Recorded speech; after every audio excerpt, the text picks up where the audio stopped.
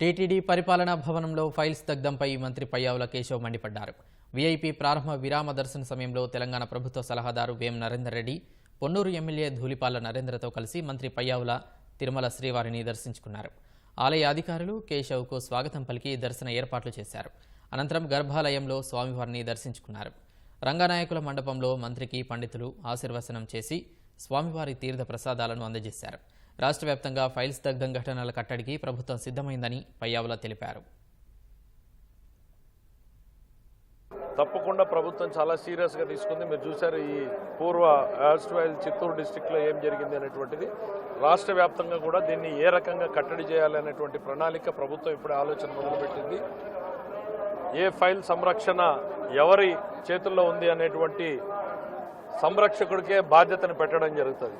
ఏ files ఎవరితో ఉన్నాయనేటువంటిది list వేసుకుని ఆ ఫైల్ సంరక్షణ బాధ్యత ఆ సంబంధిత అధికారులదే అవుతుంది. ప్లస్ ఈ సంఘటనల పట్ల కూడా ప్రభుత్వం చాలా సీరియస్గా ముందుకెళ్తుంది.